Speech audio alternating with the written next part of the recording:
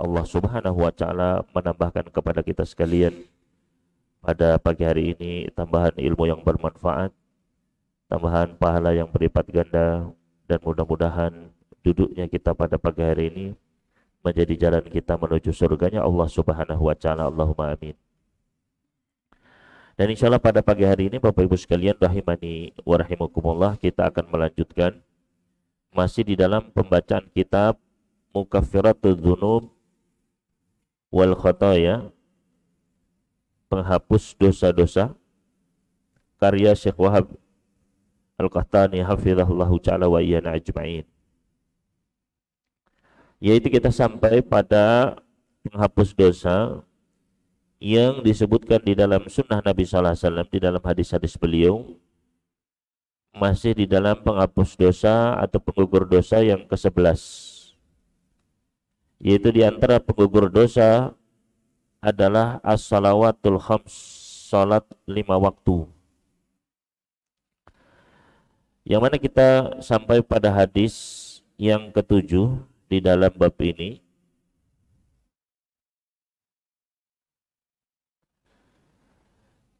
Bahwasannya di sini penulis berkata, ajru man kharaja ilaiha ka ajril hajil muhrimi, yaitu bahwasannya ketika seseorang dia berangkat menuju salat 5 waktu,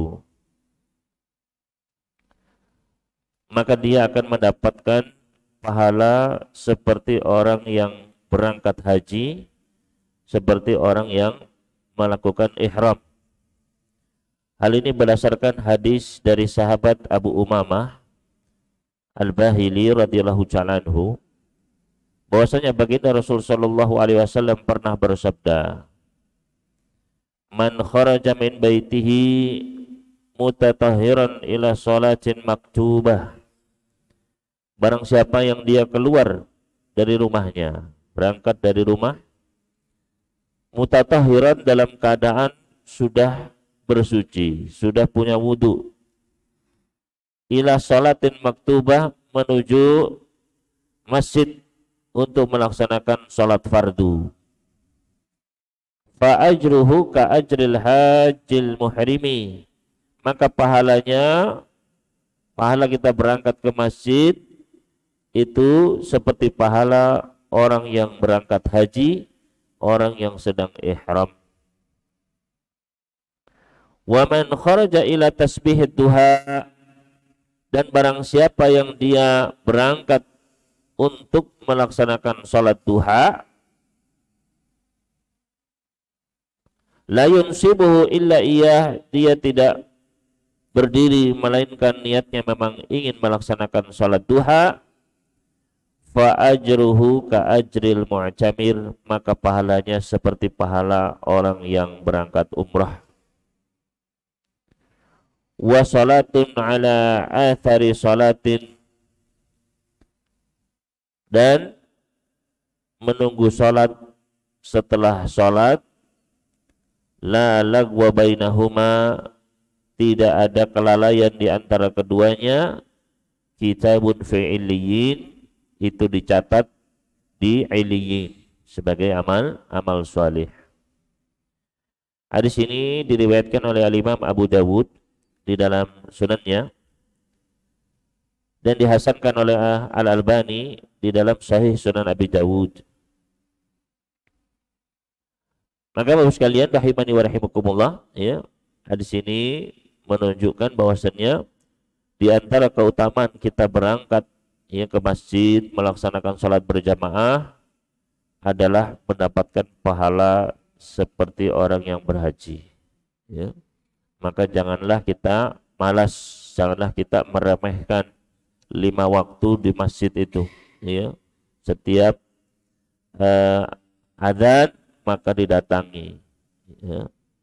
Setiap adzan datang ke masjid, pahalanya besar sekali, ya. Menjadi modal kita, karena nanti semuanya akan ditimbang. Orang yang tidak ke masjid rugi besar, timbangannya ringan, ya.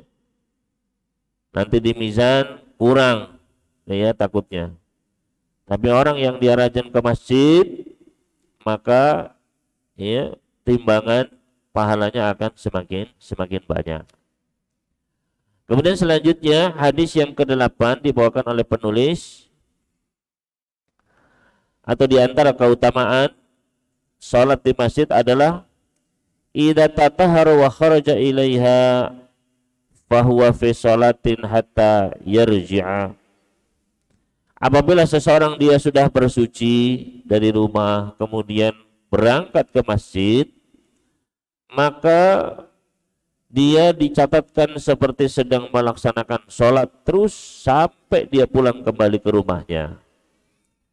Wa yuktab lahu dhihabuhu wa ruju'uhu, dan ditulis pahala sholat tersebut baik mulai dia berangkat sampai dia pulang. Hal ini berdasarkan hadis dari sahabat Abu Hurairah radhiyallahu ta'ala anhu. Beliau berkata, baginda Rasulullah sallallahu alaihi wasallam dahulu pernah bersabda, idza tawadda ahadukum fi baitihi, apabila salah seorang di antara kalian berwudu di rumahnya, thumma atal masjid, kemudian berangkat ke masjid, kana fi salatin hatta yarji'a, maka dia seperti berada dalam keadaan sholat sampai dia pulang. Ya. Jadi kita wudu di rumah, Pak, syaratnya ya, dari rumah sudah berwudu, jalan ke masjid, maka mulai dari langkah pertama kita keluar dari rumah itu kita seakan-akan apa? Dapat pahala sholat, bayangkan. Ya. Jadi sholatnya bukan hanya yang di masjid saja, tapi selama dalam perjalanan itu pahala tok, Pak. Ya. Pahala semua. Kana fi sholatin hatta yarji'a, maka dia dalam keadaan sholat ya, sampai dia pulang. Fala yaqul hakadha, maka ya, dan jangan kalian melakukan seperti ini. Wasyabbaka baina asabihi, ya, seperti ini. Artinya ya, di antara perlu menjelaskan tidak boleh di masjid melakukan seperti ini, Pak. Ya, jadi apa namanya? Menyatukan kedua tangan seperti ini di masjid, ya. Hadis ini diriwayatkan oleh Ibnu Khuzaimah di dalam sahihnya.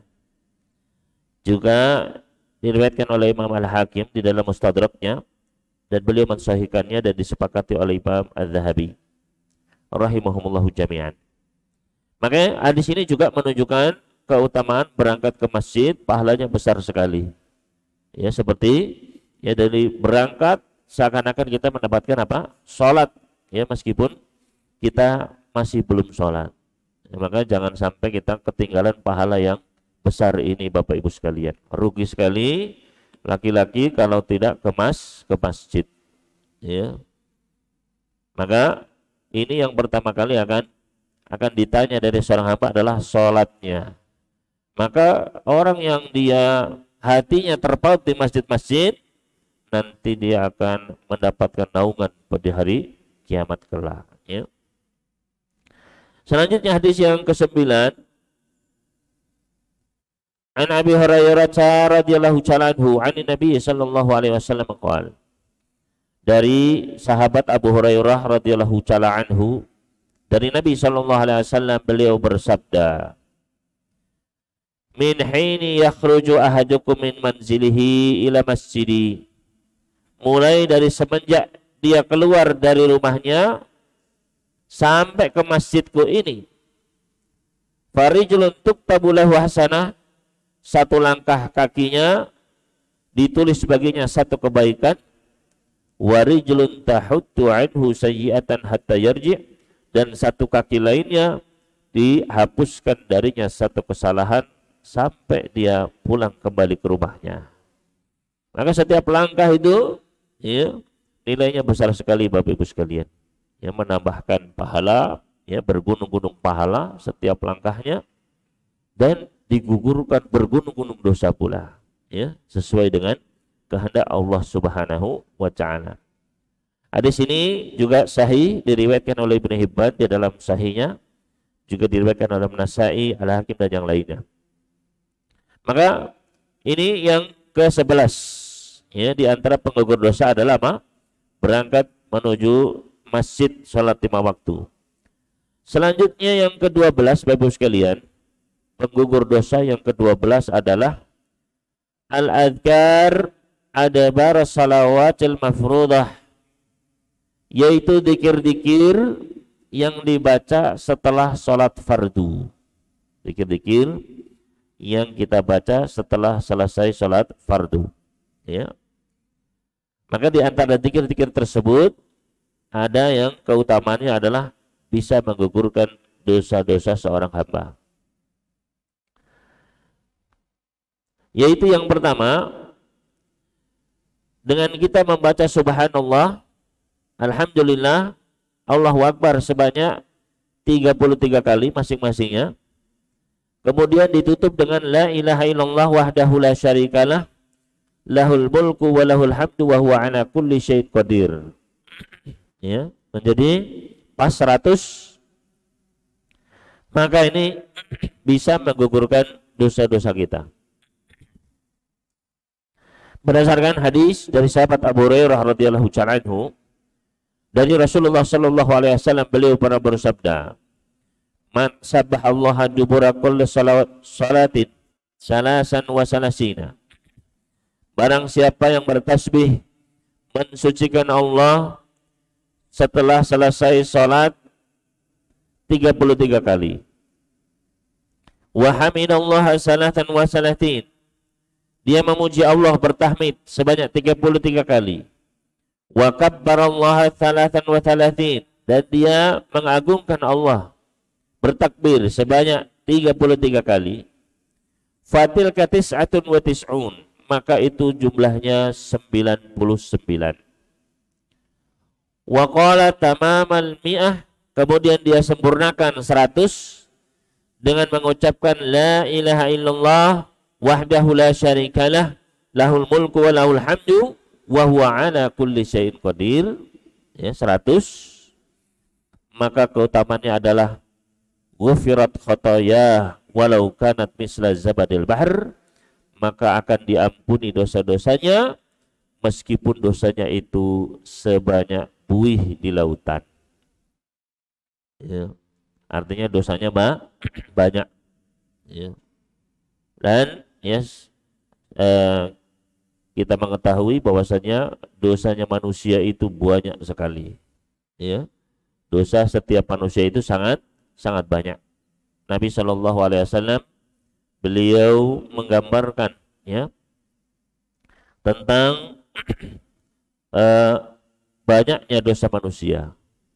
Di dalam hadis tentang keutamaan salat duha, kata Nabi Sallallahu Alaihi Wasallam, yusbihu ala kulli sulam abni Adam alaihi sadaqah. Setiap paginya seluruh persendian anak Adam wajib untuk disedekahi. Dalam riwayat Abu Daud disebutkan setiap manusia memiliki 360 persendian. Berarti apa?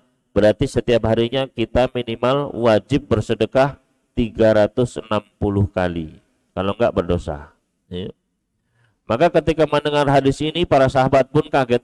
Ya, mereka bertanya, ya Rasulullah, man yutiku ala dalik. Wahai Rasulullah, siapa yang sanggup? Siapa yang sanggup melakukannya? Ya, 360 kali sedekah. Ya.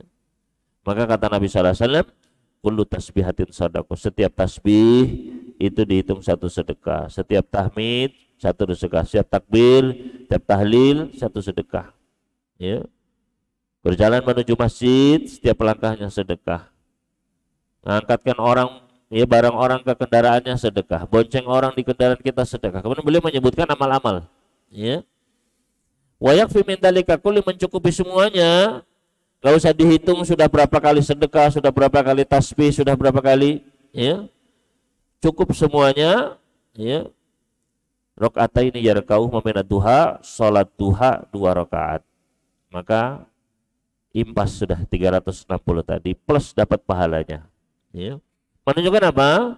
Menunjukkan bahwasanya ketika seorang hamba itu dia kurang zikirnya, kurang bersyukurnya, kurang sedekahnya, berarti setiap harinya dia memproduksi 300 lebih dosa setiap harinya.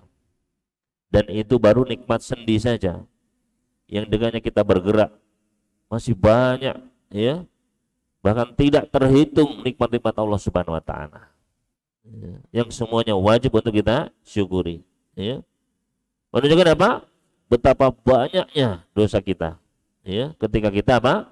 Kurang bersyukurnya, kurang bertasbih, kurang berzikirnya. Ya. Dan ya dosa-dosa hamba itu jangan dibayangkan kecil-kecil Pak, tapi besar. Ya.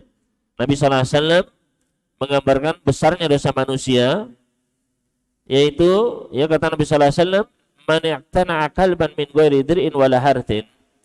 Barang siapa yang memelihara anjing bukan untuk memelihara ternaknya, untuk menjaga ternaknya, ditaruh di kandang, juga bukan untuk menjaga tanamannya, menjaga pertaniannya, kebunnya, ditaruh di ladang sana, ya. Dia taruh di rumah. Barang siapa yang melihara anjing di rumah, yanqusu min ajri kulli yawmin qirat, maka berkurang pahalanya setiap hari sebanyak 1 qirat.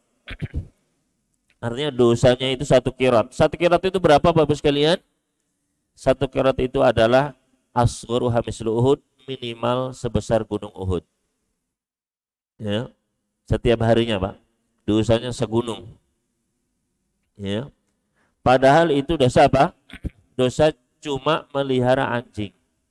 Ya, ditaruh di rumah, dimandiin, disampoin, dikeloni, nggak ganggu orang sama sekali, itu saja 1 gunung setiap harinya. Maka bisa kita bayangkan dosa-dosa kita menyakiti orang lain, ya, menggibah orang lain, memfitnah orang lain, mencaci orang lain, ya, menzolimi orang lain. Maka apa? Itu dosanya bergunung-gunung, setiap hari kita produksi Bapak Ibu sekalian. Ya. Belum dosa-dosa besar seperti riba, zina, ya, dan lain sebagainya. Ya. Pinjol, ya, kemudian judol, ya. Maka dosanya bergunung-gunung, setiap hari manusia ya menggibah, ya mencaci, ya memfitnah, itu. Ya. Maka kita butuh apa? Butuh penggugur-penggugur dosa ini. Ya. Maka jangan menyangka, Ustadz, dosa saya itu sedikit Pak Ustadz. Ya. Kecil-kecil seperti kerikil dosa saya itu, belum tentu Bapak Ibu sekalian. Ya. Bisa jadi apa? Dosa-dosa kita sangat banyak. Kita berbohong, kita korupsi, kita ya mencuri, kita gibah. Maka bisa jadi bergunung-gunung. Makanya Nabi SAW sering memberikan apa? Permisalan dosa itu banyak, ya. Barang siapa yang dosanya seperti buih di lautan, ya. Barang siapa yang dosanya itu seperti pasir di gurun pasir, ya. Barang siapa yang dosanya itu sepenuh bumi, bayangkan. Maka jangan menyangka, itu pasti bukan saya, belum tentu Bapak Ibu sekalian. Ya, belum tentu, ya. Karena dosa kita banyak, zikirnya kurang, ya. Zikir paling cuma habis sholat saja. Iya kalau ingat itu pun, ya. Maka jangan menyangka bahwasanya kita itu apa, ya. Ya kita butuh pengampunan dari Allah Subhanahu Wa Taala. Maka ini salah satu sarananya tadi berangkat ke masjid, ya. Itu mengurangi bergunung-gunung dosa, jangan diremehkan Bapak Ibu sekalian. Ya. Kita berzikir setelah sholat, ya. Maka sempatkan, ya. Maka di sini kata Nabi sallallahu alaihi wasallam tadi, barang siapa yang bertasbih 33, tahmid 33, ya, takbir 33, ditutup dengan la ilaha illallah wahdahu la syarikalah, lahul mulku wa lahul hamdu wa huwa ala kulli syai'in qadir, pas 100, maka akan diampuni dosa-dosanya meskipun sebanyak buih di lautan. Ya. Nah, jangan-jangan itu kita Bapak Ibu sekalian. Ya. Tanpa kita, ya. Karena orang sekarang banyak, ya, dosa-dosa besar itu diremehkan. Ya, makanya di dalam hadis disebutkan, ya, adapun dahulu orang-orang soleh dahulu, mereka ketika melakukan dosa kecil itu, ya, melakukan dosa itu, seakan-akan ada gunung yang akan menimpa. Mereka tahu dosa itu bisa jadi dosanya apa? Sebesar gunung. Takut sekali.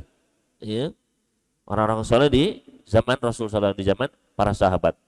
Adapun orang sekarang, ya, orang-orang belakangan, ketika ada dosa itu seperti apa? Seperti lalat yang nempel di hidungnya kemudian dia usir. Setelah itu dia lupa, ya. Padahal itu dosa bisa jadi segunung besarnya. Dia anggap remeh. Nah, itu orang orang-orang belakangan, ya, waliyadzubillah. Maka hendaknya kita ya terus pertama adalah belajar apa saja sih dosa-dosa besar, ya. Nabi sallallahu alaihi wasallam pernah memperingatkan, misalnya ada ijtanibus sab'al mubiqat, jauhilah 7 dosa yang membinasakan, ya. Asyirku billah, berbuat syirik kepada Allah. Ini kadang dianggap remeh oleh manusia, ya. Dianggap apa? Remeh, padahal syirik, ya, padahal minta tolong kepada jin misalnya, ke dukun, ya. Minta apa? Ya, jimat misalnya, ya. Menyerahkan ibadah kepada selain Allah, menyerahkan nasibnya kepada selain Allah. Ya, misalnya nyembelih untuk, ya, dia ingin kesaktian, dia sembelih untuk jin, penunggu gunung, penunggu laut, dia pengen rezeki, ya. Atau dia menyerahkan nasibnya, menyerahkan rezeki kepada, ya, kepada jin, ya. Ada yang menyerahkan rezekinya kepada angka-angka, ya, menyerahkan nasibnya kepada angka, takut angka 13, takut angka 4, ya. Ternyata itu apa? Itu bentuk-bentuk, ya, kesyirikan, menyerahkan nasib, menyerahkan, ya, ibadah kepada selain Allah, ya. Maka hendaknya kita berhati-hati, ya. Banyak dosa-dosa yang dianggap ringan, ya, dianggap remeh, padahal itu termasuk 7 dosa yang membinasakan, ya. Maka Bapak Ibu sekalian rahimani wa rahimakumullah, ya. Ini jangan kita tinggalkan zikir ini, ya, semampu kita. Selanjutnya, zikir yang kedua di sini yaitu membaca la ilaha illallah wahdahu la syarikalah, lahul mulku wa lahul hamdu, yuhyi wa yumit wa huwa hayyun la yamut, biyadihil khair wa huwa ala kulli syai'in qadir, sebanyak 10 kali, tapi khusus hanya sholat subuh dan sholat maghrib saja, ya, bukan sholat duhur, asar, ya, ataupun isya, ya. Karena banyak yang kita lihat keliru, ya, meskipun duhur juga dibaca juga, gitu, ya. Ini khusus hanya setelah sholat subuh dan sholat isya saja, ya. Hadis ini berdasarkan, ya, hadis riwayat dari sahabat Abu Dzar, begitu pula dari sahabat Mu'adz bin Jabal, begitu pula dari Abi Iyash, begitu pula dari Abu Ayyub, ya, dan banyak sahabat lainnya yang meriwayatkan hadis ini, Bapak sekalian. Yang mana hadis ini, ya, khusus setelah sholat maghrib dan sholat subuh sebanyak 10 kali. Ya.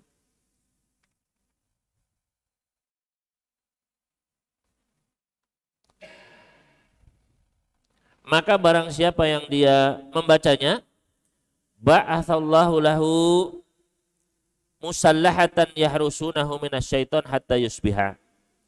Barang siapa yang membacanya sebanyak 10 kali setelah sholat subuh dan sholat maghrib, maka Allah akan mengutus baginya malaikat, ya, yang, ya, bersenjata, begitu, yang akan menjaga dirinya dari syaitan sampai pagi hari, ya. Ketika dia bacanya setelah maghrib akan dijaga sampai subuh, dan barang siapa yang membacanya di waktu subuh seperti ini akan dijaga sampai sore hari. Wa rufi'a lahu 10 darajat, dan akan diangkat baginya 10 derajat. Wa kana fi hirzin min kulli makruhin yaumahu dzalik, dan dia akan mendapatkan penjagaan dari segala keburukan pada hari tersebut. Wa kataballahu lahu biha 10 hasanatin mujibat, dan Allah catatkan bagi dirinya 10 kebaikan yang akan dia dapatkan. Wa maha anhu 10 sayyiatin mubiqat, dan Allah akan hapuskan darinya 10 kesalahan yang akan membinasakan dirinya. Ya, ini syahidnya, Pak, ya, akan dihapus darinya 10 kesalahan yang besar, ya. Wa kanat lahu ka'adli 10 riqabatin mu'minat, dan baginya pahala seperti membebaskan 10 orang budak, ya, 10 orang budak, ya. Sekarang sudah tidak ada budak, Bapak sekalian, tapi kita tetap pasti bisa mendapatkan apa? Pahala seperti membebaskan budak, ya. Makanya kata para ulama kita, agama Islam ini ya tidak seperti yang dituduhkan oleh orang-orang, ya, yaitu Islam mendukung perbudakan, ya kan? Dalam Islam apa? Ada perbudakan, iya, ya. Tapi ya justru Islam ini cahaya pada saat itu, ya, ketika dulu manusia perbudakan demikian, ya, sangat parah, ya. Karena dahulu sebelum Islam, ya, orang itu bisa apa? Ya, menyerbu satu kampung, kemudian semua dijadikan budak begitu. Ya, ada orang luntang-lantung di jalan diambil jadi budak bisa Pak begitu. Ya. Itu zaman saat itu, ya, di zaman jahiliyah. Maka datanglah Islam mengatur, ya. Ditutup semua pintu perbudakan, cuma satu pintunya yang boleh, yaitu apa? Ketika suatu negeri, ya, diajak Islam nggak mau, bayar jizyah nggak mau, diserang, ya, maka tawanannya bisa dijadikan budak, ya. Tapi apa? Islam membuka pintu-pintu untuk apa? Membebaskan budak, ya. Jadi untuk perbudakan hanya satu pintu, ya. Kemudian apa? Ya, diberikan pintu-pintu yang banyak untuk membebaskan budak. Dimotivasi orang untuk membebaskan budak, ya. Dengan kafarat, ya, membebaskan budak, ya, kafaratul yamin, kafaratul apa namanya? Ya, ketika haji kafaratnya membebaskan budak, ya. Dan apa? Dimotivasi, barang siapa yang membebaskan budak mendapatkan pahala demikian, ya. Akhirnya apa? Dibebaskan budak-budak itu, ya. Didik, ya, menjadi muslim, dibebaskan. Didik muslim begitu, ya. Menunjukkan apa? Islam ini ya luar biasa, ya. Justru agama yang mengatur dengan sangat sempurna Bapak Ibu sekalian. Maka, ya, ketika seseorang tadi dia melakukan, ya, 10 kali zikir tadi, maka pahalanya seperti membebaskan 10 orang budak. Walam yanbaghi lidzanbin an yudrikahu fi dzalikal yaum illa syirku billah. Ya. Maka, ya, tidak ada yang bisa dosa-dosa yang membahayakan dirinya kecuali kalau dia berbuat syirik kepada Allah. Wa kana min afdhalin nasi amalan, dan dia akan menjadi orang yang paling besar amalannya, illa rajulan yafduluhu biqaulin afdal mimma qal, kecuali orang yang mengucapkan yang lebih baik, ya. Maka Bapak sekalian rahimani wa rahimakumullah, ya, hendaknya kita amalkan ini, ya, ketika setelah salat subuh, ya, dan setelah salat maghrib membaca la ilaha illallah wahdahu la syarikalah lahul mulku wa lahul hamdu yuhyi wa yumiit wa huwa hayyun la yamut biyadil khair wa huwa ala kulli syai'in qadir sebanyak 10 kali, ya. Selanjutnya Bapak sekalian yang ketiga, yaitu membaca subhanallah sebanyak 10 kali. Walhamdulillah 10 kali. Wallahu akbar 10 kali. Ya, tasbih 10, tahmid 10, takbir 10. Hal ini berdasarkan hadis dari Abdullah bin Amr radhiyallahu ta'ala anhuma.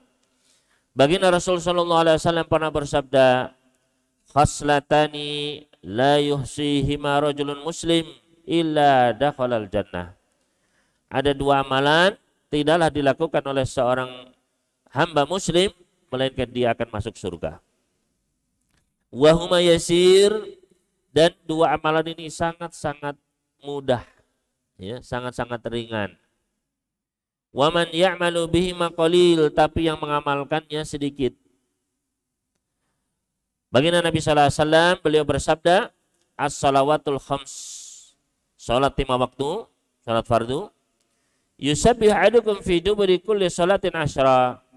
Hendaknya kalian bertasbih setiap selesai salat fardu tersebut, bertasbih 10 kali, bertahmid 10 kali, bertakbir 10 kali.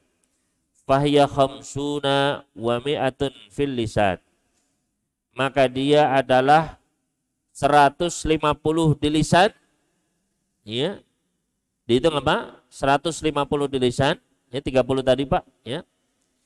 Wa alfun wa khamsumi'atin fil mizan, dan dihitung, ya, 1500 di mizan, ya, 1500 di mizan, ya. Fara'aitu Rasul sallallahu alaihi wasallam yaqiduhunna biyadihi, dan saya sendiri melihat baginda Rasul sallallahu alaihi wasallam beliau menghitungnya dengan jari jemari beliau, ya. Jadi memang sunnahnya apa? Ketika kita berzikir itu dengan buku-buku jari ini Bapak sekalian. Ya. Bahkan Nabi SAW memerintahkan para sahabat i'tidna bi mayamikunna. Ya. Bi anamilikunna. Jadi hitunglah dengan jari jemari kalian. Ya. Kenapa? Fa inna hatusalu yaumil qiyamah, karena nanti dia akan ditanya pada hari kiamat. Ya. Makanya yang paling baik ya bukan dengan alat ya penghitung itu ya, dengan yang dipencet ataupun dengan tasbih, tapi yang terbaik adalah dengan tangan ya. Pertama karena Nabi sallallahu alaihi wasallam sendiri beliau yang melakukannya, dan beliau memerintahkan para sahabat ya untuk menghitung dengan tangan, dan nanti tangan itu akan ditanya ya, dan dia akan apa ya, setiap buku jari yang kita sentuh itu akan menjadi saksi bagi kita pada hari kiamat ya. Fara'aitu Rasulullah sallallahu alaihi wasallam ya'qiduhunna biyadihi. Saya sendiri melihat baginda Rasul sallallahu alaihi wasallam menghitungnya dengan tangan beliau. Wa idza awahadukum ila firasyih aw madja'ih, apabila kalian mau berangkat tidur ya, pergi ke peraduan kalian mau tidur, sabbih salatan wa salasin, bertasbihlah 33 kali, wa hamidah salasan wa salasin, bertahmid 33 kali, wa kabbara arba'an wa salasin, dan takbirnya 34. Ini kalau mau tidur Pak ya. 33 tasbih, 33 tahmid, 34 takbir. Ya. Fahiya mi'atun 'ala lisan, maka dia 100 di lisan ya. Wa alfun fil mizan, dihitung 1000 di mizan kelak. Artinya pahalanya besar Bapak sekalian. Ya. Makanya kata Ibnu Qayyim, nanti di hari kiamat ketika pandangan kita ini sudah terbuka, ya, disingkap, kita bisa melihat pahala-pahala kita, amal-amal soleh kita, maka disitulah manusia menyesal, duhai kenapa saya tidak berzikir, ya, padahal itu amalan yang paling ringan dilakukan, tapi pahalanya besar sekali. Ya. Qala Rasul sallallahu alaihi wasallam, Nabi sallallahu alaihi wasallam pun melanjutkan, fa ayyukum ya'malu fi kulli yawmin wa lailatin alfaini wa khamsimiatin sayyi'atin. Ya. Maka siapakah di antara kalian yang dia setiap hari ya malam siang melakukan 2500 kesalahan. Qila ya Rasulullah wa kaifa la nuhsihima. Maka dikatakan ya Rasulullah, bagaimana mungkin, kan kami nggak bisa menghitungnya sebanyak itu. Faqal, kata Nabi sallallahu alaihi wasallam, inna syaitana ya'ti ahadakum wa huwa fi salatihi. Sesungguhnya syaitan datang kepada kalian ketika dia dalam kondisi salat. Fayaqul, maka syaitan pun membisikkan, udkur kada, ingatlah tentang ini, ingatlah tentang itu. Ya. Jadi ketika salat bukannya berusaha memahami bacaan salat, ya, bahwasanya dia sedang bermunajat, berbicara dengan Allah Subhanahu wa taala, sedang melihatnya, ya, malah dipikirkan yang lain, ya. Semua ya pikiran justru keluar ketika kita sholat, ya, tentang pekerjaan kita, tentang rumah tangga, tentang makanan, semuanya keluar ketika sholat karena dibisikkan oleh setan, Pak. Ya. Wa ya'tihi 'inda manamihi, ya, fayunimuhu, ya, sedangkan ketika tidur setan pun datang untuk menjadikan tidurnya nyenyak, ya. Fala yazal yunimu hatta yanam, ya, terus dia dibuat ngantuk sehingga dia apa? Tertidur dengan pulas, ya.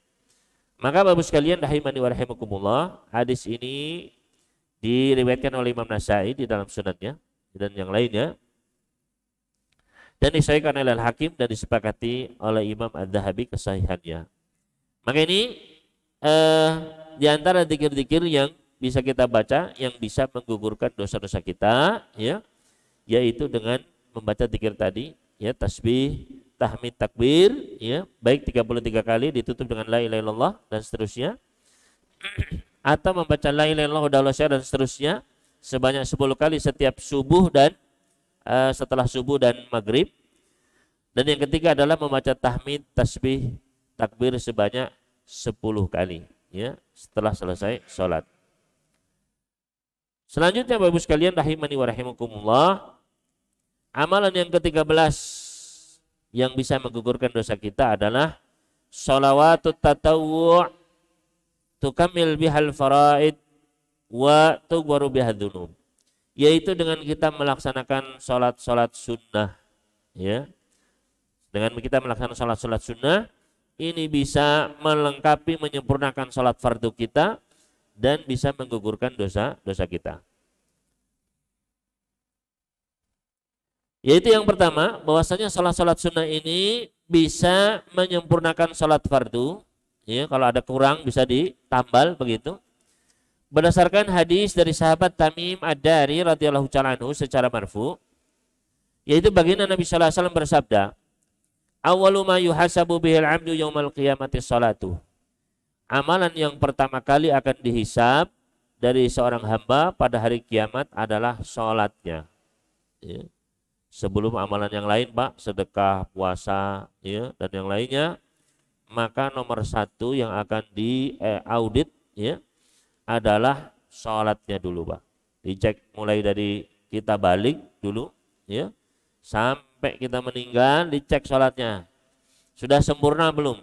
Wudunya, ya, syarat-syaratnya, waktunya, ya, kemudian tumaninahnya, ya, rukun-rukunnya dicek, ya. Fa'in kana atamaha, seandainya sempurna, Pak, mulai balik kita sudah bagus wudunya, ya, yang nggak pernah ninggal, ya, semenjak dari remaja sudah rajin ke masjid, ya, sudah diajari benar-benar bagaimana wudu yang benar sama ayahnya, sudah, ya, diperhatikan sholatnya benar-benar, ya, kalau nggak sholat dipukul, ya, maka apa, ya, kalau sempurna, Pak, ya, nggak pernah, ya, belang bentong, ya, nggak pernah ditinggal sholatnya, kalau sholatnya sempurna, kutibat lahu tamah, ditulis sempurna, ya, sempurna sholatnya, Pak. Dalam ayat lain, ya, kalau sholat yang sempurna, amalan yang lain pun akan mengikuti, itu, Pak. Ya, maka di sini pentingnya sholat 5 waktu, ya. Makanya Allah perintahkan wa'mur ahlaka bis-shalah wastabir 'alaiha. Perintahkanlah keluargamu salat dan bersabarlah di atasnya. Ya. Maka ini perintah bagi setiap ayah, ya, nanti akan ditanya, diminta pertanggungjawabannya. Sudah belum memperhatikan salat anaknya?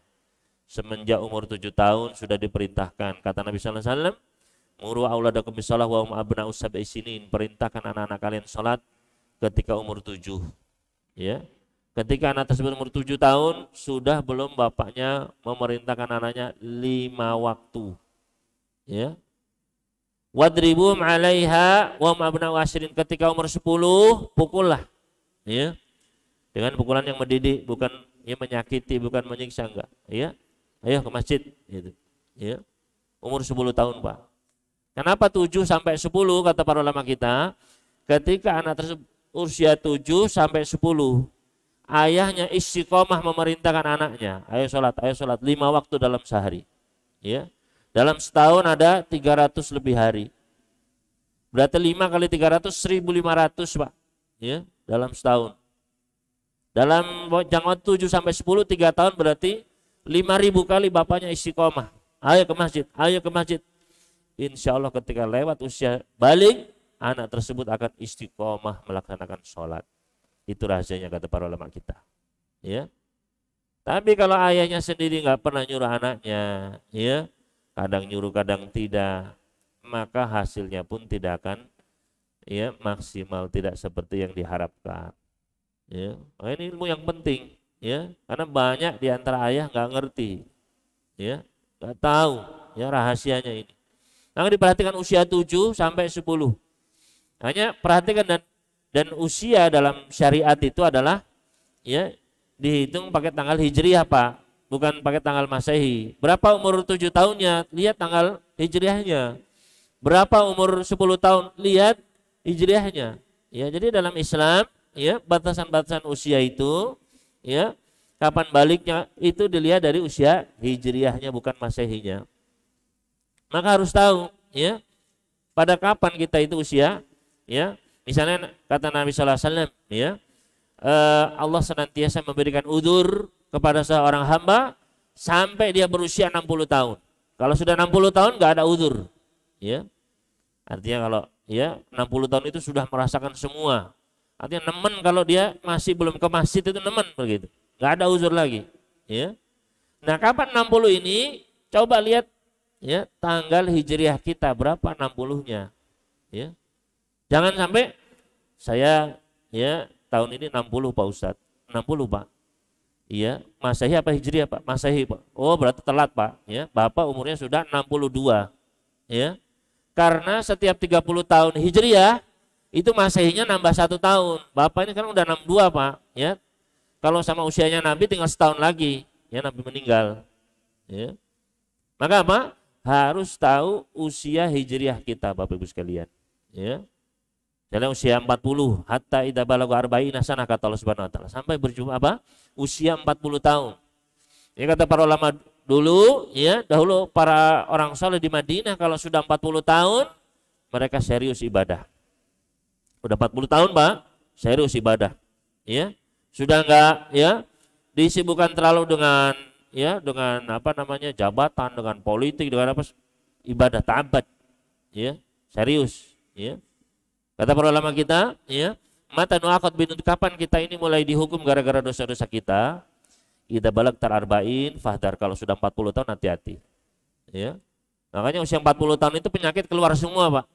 Keluar semua, ya. Yang ya gulanya naik lah, yang darah tinggi, yang asam urat, ya. Maka apa? Ya. 40 tahun itu kapan? Lihat penanggalan Hijriah, begitu. Ya. Menyusui 2 tahun, ya.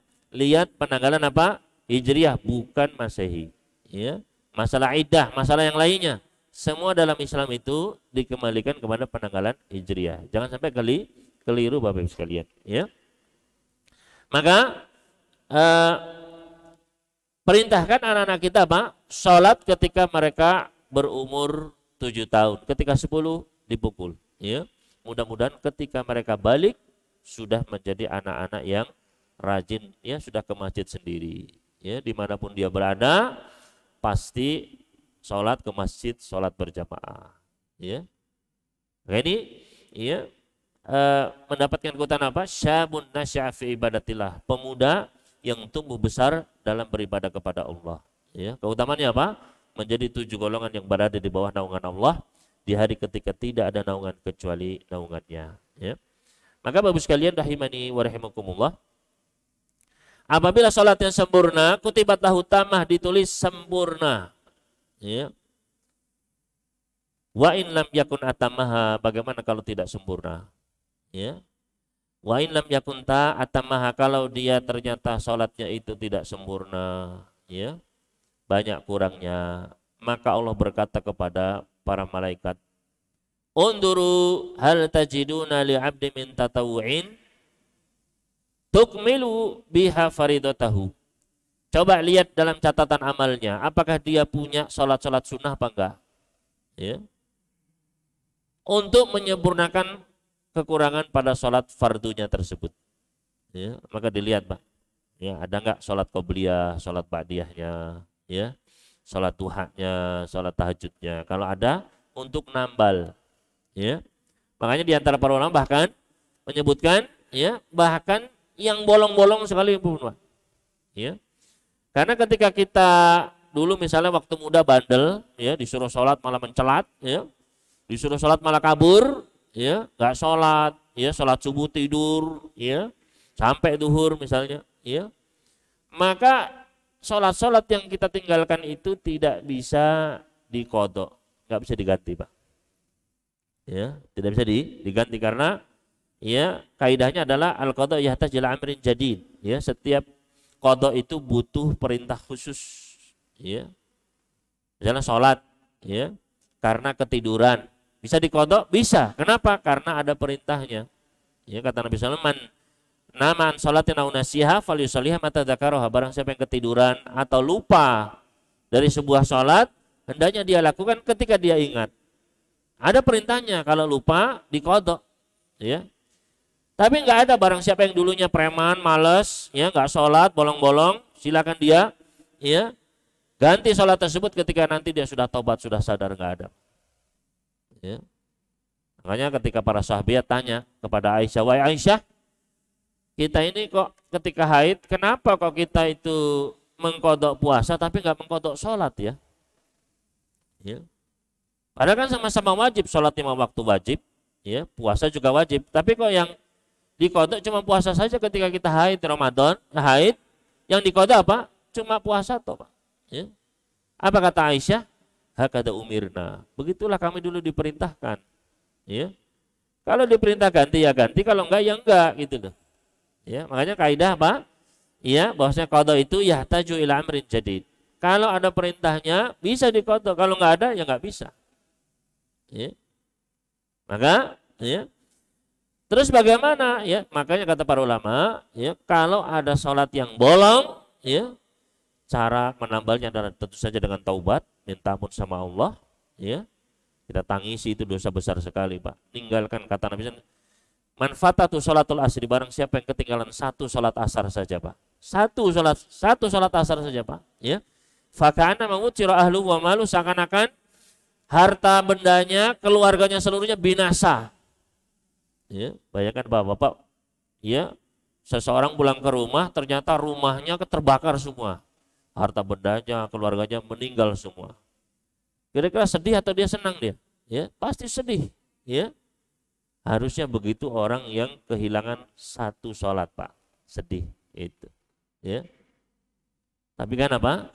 Jangankan sedih, ya. Sholat dianggap ringan oleh orang sekarang, ya. Orang berjamaah dia tetap di warkop, ya, tanpa ada perasaan apapun, ya.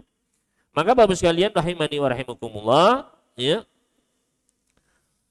Salah satu untuk bisa menambal hal tersebut adalah dengan kita apa? Memperbanyak salat-salat sunnah. Ya. Kata Allah Subhanahu Wa Taala kepada para malaikat, unduru hal tajiduna li abdi min tatawu'in fatukmilu biha faridatah. Lihatlah kepada catatan amal hambaku ini, apakah ada amalan-amalan ya salat-salat sunnah untuk melengkapi, menyempurnakan fardunya yang bolong-bolong tadi. Ya. Summa zakatu kadzalika, kemudian zakat juga seperti itu. Summa tu'khadul a'mal ala hasabi dzalik, kemudian amal-amal pun dihitung seperti itu. Ya. Maka salat sunnah di sini bisa Bapak? Bisa untuk menambal, ya. Mungkin ini yang bisa kami sampaikan Bapak sekalian pada pagi hari ini. Selanjutnya apabila ada pertanyaan dari Bapak sekalian, jika memang ada silakan ditanyakan, wallahu ta'ala alam. Silakan jika ada pertanyaan dari Bapak Ibu sekalian. Dari Bapak-bapak ada pertanyaan? Silakan Bapak. Waalaikumsalam warahmatullahi wabarakatuh.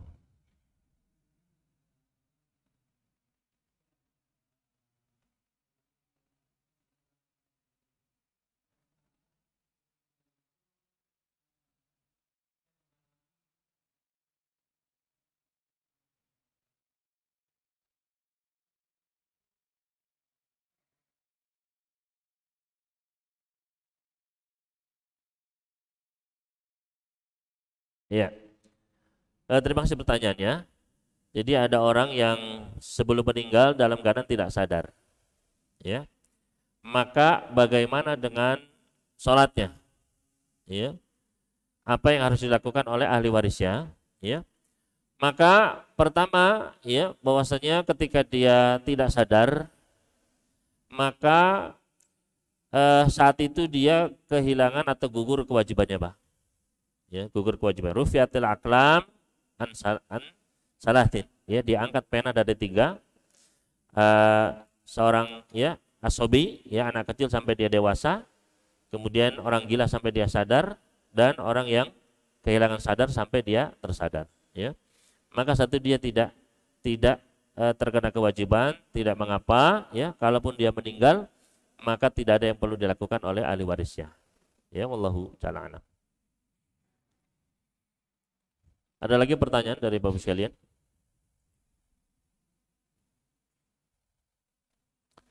Dari Ibu ada?